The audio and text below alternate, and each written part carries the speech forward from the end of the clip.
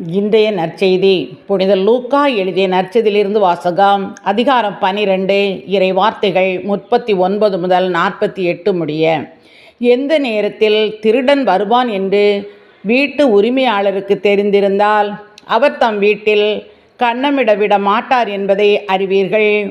நீங்களும் ஆயத்தமாயிருங்கள், ஏனெனில் நீங்கள் நினையாத நேரத்தில் மானிட மகன் வருவார். அப்பொழுது பேதுரு, ஆண்டவரே, நீர் சொல்லும் இந்த உவமை எங்களுக்கா அல்லது எல்லாருக்குமா என்று கேட்டார். அதற்கு ஆண்டவர் கூறியது, தம் ஊழியருக்கு வேளா வேளை படியளக்க தலைவர் அமர்த்திய நம்பிக்கைக்கு உரியவரும் அறிவாளியுமான வீட்டு பொறுப்பாளர் யார்?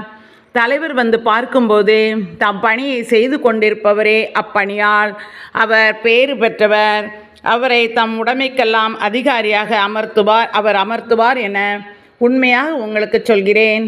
ஆனால் அதே பணியால் தம் தலைவர் வர காலம் தாழ்த்துவார் என தன் உள்ளத்தில் சொல்லிக்கொண்டு ஆண் பெண் பணியாளர்கள் அனைவரையும் அடிக்கவும் மயக்கமுற உண்ணவும் குடிக்கவும் தொடங்கினான் எனில், அப்பணியால் எதிர்பாராத நாளில் அறியாத நேரத்தில் அவனுடைய தலைவர் வந்து அவனை கொடுமையாக தண்டித்து நம்பிக்கை துரோகிகளுக்கு உரிய இடத்திற்கு தள்ளுவார். தன் தலைவரின் விருப்பத்தை அறிந்திருந்தும் ஆயத்தமின்றியும் அவர் விருப்பப்படி செயல்படாமலும் இருக்கும் பணியால் நன்றாய் அடிபடுவான்.